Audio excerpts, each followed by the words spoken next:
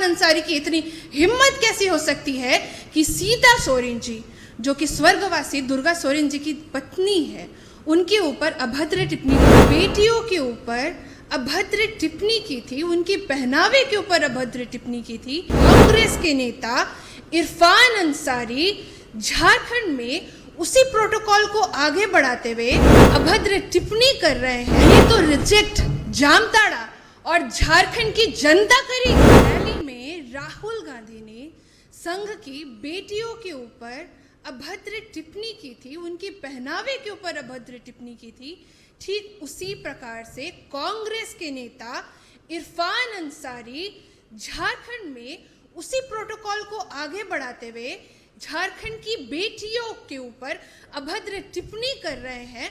तो इस इरफान अंसारी की इतनी हिम्मत कैसे हो सकती है, एक कांग्रेस के इरफान अंसारी की इतनी हिम्मत कैसे हो सकती है कि सीता सोरेन जी, जो कि स्वर्गवासी दुर्गा सोरेन जी की पत्नी है, उनके ऊपर अभद्र टिप्पणी करते हुए उन्होंने कहा कि सीता सोरेन जी रिजेक्टेड माल है।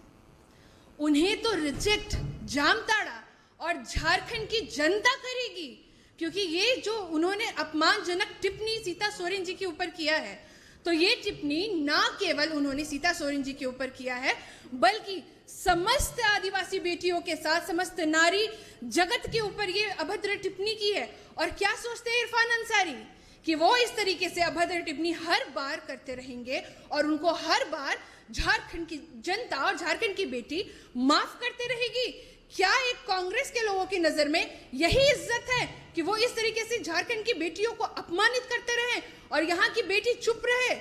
अब चुप रहने का समय नहीं है, अब बोलने का समय है, क्योंकि कांग्रेस का जमाना गया जब यहाँ की बेटियों की आवाज को दबाया जाता था, कुचला जाता था। तो अब वो जमाना नहीं है। मैं कहना चाहूंगी हर एक झारखंड की बेटी से कि मोदी का जमाना है, मोदी का।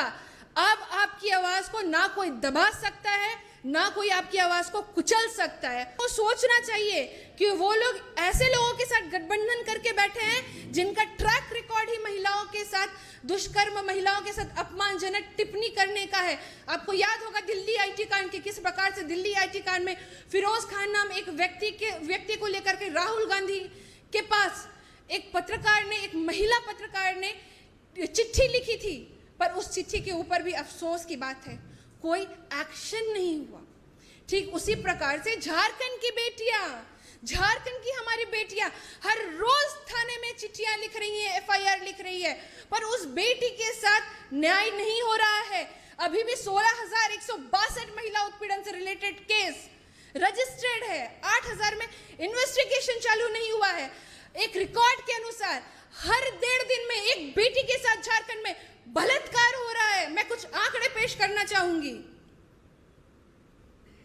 2021 में बलात्कार के मामले 1425, 2022 में बलात्कार के मामले 1265, उसके साथ ही साथ अपहरण के मामले 2021 में 1159, उसके साथ साथ 2022 में 1265 महिलाओं के ऊपर हमला सुन करके तो किसी भी माँ का रूह कांप जाएगा। और माँ से याद आया, मेरी माँ भी कहती है बेटी तुम घर से निकलती हो ना, तो जो जिस तरीके से सिचुएशन है उस सिचुएशन में मेरा रूह कांप जाता है। तो उन बेटियों के बारे में हम क्या ही कहेंगे।